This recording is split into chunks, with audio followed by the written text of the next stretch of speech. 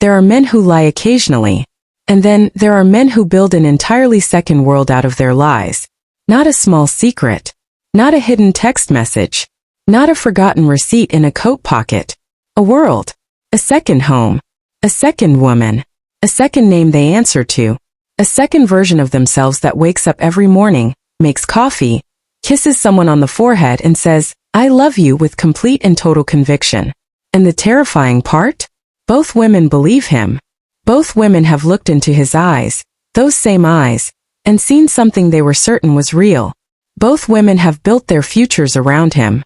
Both women have cried on his shoulder, laughed in his arms, and fallen asleep feeling safe. Neither of them knows the other one exists. This is the story of Zayn. A man so skilled at living two lives that he had almost convinced even himself that everything was fine.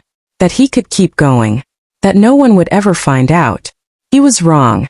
Because life has a way of collapsing the walls between our secrets. Not slowly, not gently, but all at once.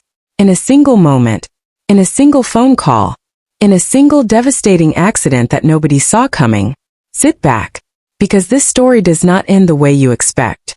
In the quiet tree-lined neighborhood of Greenfield Estates, Zayn Malik was known as the ideal family man. 38 years old. Handsome in the way that made people trust him instinctively. Warm eyes, an easy smile, the kind of face that looked honest even when it wasn't. He worked as a regional sales director for a logistics company, which meant he traveled frequently. 2, sometimes 3 days a week. Always for work. Always with a reasonable explanation. His wife, Nadia, had married him 11 years ago. She was a school teacher, patient, intelligent, deeply kind. The kind of woman who remembered everyone's birthday, who brought food to sick neighbors, who never once raised her voice in anger even when she had every right to. She had given Zayn 2 children, a 9-year-old son named Amir and a 6-year-old daughter named Zara, who had her father's eyes and her mother's heart. From the outside, their life was the picture of contentment. Sunday mornings were for pancakes and cartoons. Summers were for road trips to the lake. Evenings were for homework at the kitchen table, while Nadia cooked and Zayn pretended to help. They posted no elaborate content online.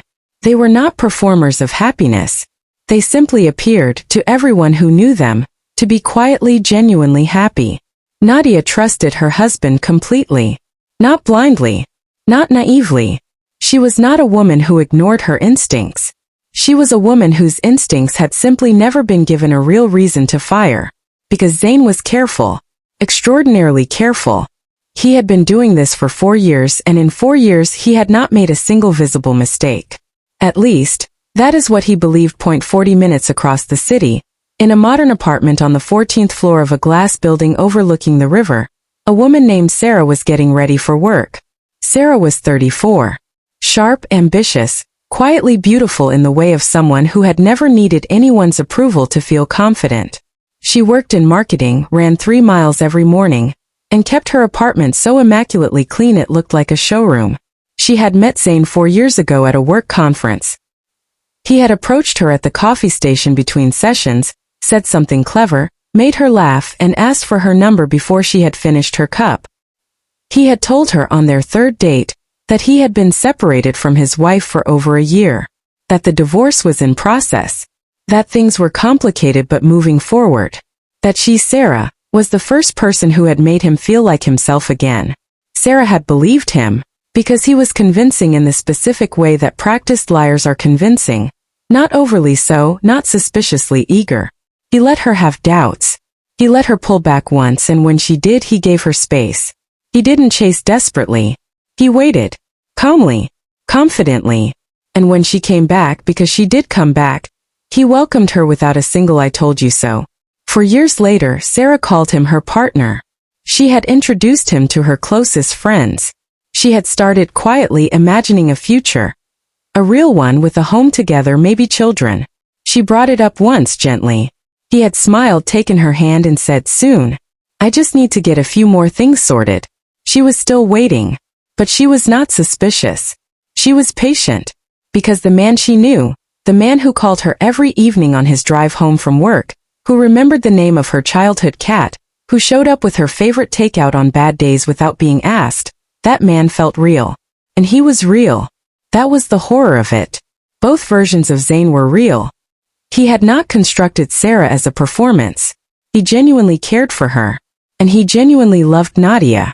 And somehow, in the architecture of his mind, he had built a wall so solid between these two realities that he could pass from one to the other without carrying a single trace of guilt on his face. He had become two men. And for 4 years both men had survived. People always wonder, how does someone maintain a double life without getting caught? The answer is almost always the same: systems. Zayn had systems for everything. 2 phones, one for each life. The second phone was registered under a variation of his middle name. It lived in a hidden compartment in his laptop bag during the days he was home with Nadia. It came out only in the car, in hotel rooms, and in Sarah's apartment. His travel schedule, the 2 to 3 days a week away for work, was real. The company did require travel. But Zayn had learned, quietly over time, to stretch some overnight stays by a day. To schedule optional meetings that kept him away just a little longer. His manager liked him. His results were strong. Nobody scrutinized his calendar. He kept separate playlists on separate music apps. He had different email accounts for different parts of his life. He paid for Sarah's gifts in cash. Always cash, and kept no receipts. He had memorized which restaurants in the city Nadia would never go to, and those were the ones he took Sarah to. He had memorized Sarah's friends' names, her family dynamics, the details of her coworker dramas, because a man who listens closely is a man who never gets caught in a forgotten detail. He was meticulous, ruthlessly so. And for 4 years the system held. Until one Tuesday night in October, when everything that had been so carefully constructed came apart in less than 4 minutes. It was 9:18 p.m. Zayn was driving back from Sarah's apartment to the hotel where he was supposedly staying for a work conference. He was on the highway, one hand on the wheel, the second phone on the passenger seat. A habit he knew was reckless but had never bothered to fix. Sarah had just sent a message.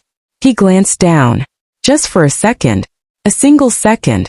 The car in front of him had braked suddenly. A deer crossing, a witness would later say, and Zayn, 1 second too late, hit the brakes and clipped the vehicle's rear bumper at 60 kilometers an hour. His car spun sideways, crossed the lane divider, and came to a stop against the highway barrier with a sound like the world splitting in half.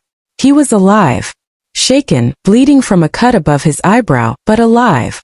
The other driver was unharmed. The police arrived in 7 minutes. An ambulance in 9. And in the chaos of that scene, lights flashing, voices shouting, a paramedic checking his pupils with a small torch, Zayn's laptop bag was thrown open across the back seat. And from the hidden compartment inside it, jarred loose by the impact, the second phone slid out and landed on the floor of the police vehicle that transported him to the hospital. An officer noticed it, picked it up. The screen was still lit. Sarah's message, "Are you home safe? I love you," was visible on the lock screen. The officer assumed it was his personal phone and placed it in the evidence bag with his other belongings. Standard procedure for an accident involving an injury. It was a small moment, unremarkable, but it was the moment that ended everything. Nadia received the call at 9:47 p.m. Her husband had been in an accident. He was stable. She should come to Mercy General Hospital. She arrived 40 minutes later, coat over her pajamas, hair pulled back, her hands shaking only slightly because she was the kind of woman who held herself together in a crisis and fell apart in private afterward. She found him in a curtained bay in the emergency department, a bandage above his eye, looking at her with an expression she would later describe as, not relief, something more complicated than relief. She held his hand. She asked if he was okay. She said, "I was so scared." He said, "I'm fine. I love you." And then a nurse came to confirm his belongings, and placed 2 phones on the tray table beside him. Nadia looked at both phones. She looked at Zayn. The room went very quiet. She did not scream. She did not cry. She picked up the second phone, unlocked, still showing Sarah's message, and she read it. Once. Then she set it back down with the careful precision of someone who is concentrating very hard on not breaking. She stood up. She put on her coat. She said very quietly, "I need some air." And she walked out of the curtained bay, through the emergency department, through the automatic doors and into the cold night outside. She stood on the pavement for a long time. Then she took out her own phone and called her sister. Across the city, Sarah had been watching her phone for over an hour.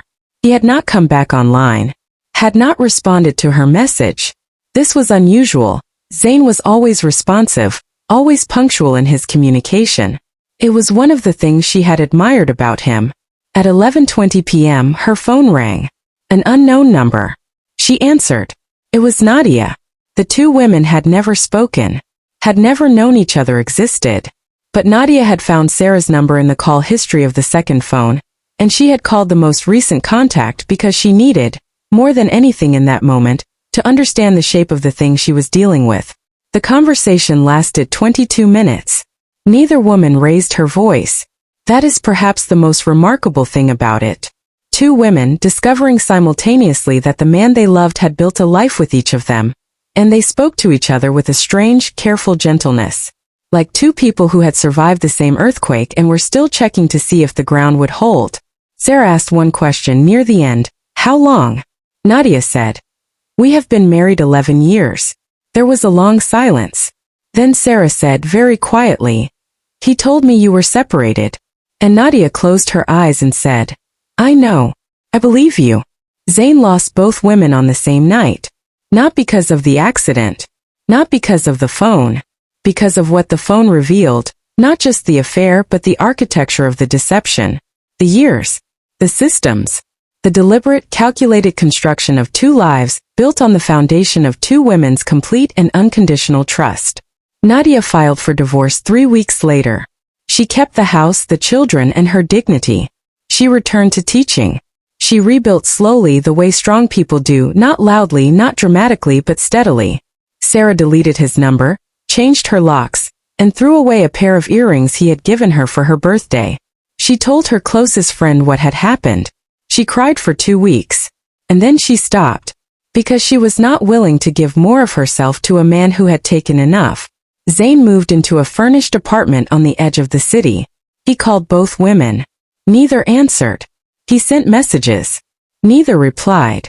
He had spent 4 years being two men. In the end he was left being no one at all.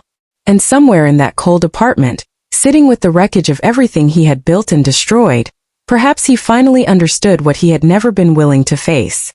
You cannot love people honestly while living dishonestly. You cannot build a real life on a false foundation. And you cannot outrun the truth forever. Because the truth does not chase you. Simply waits.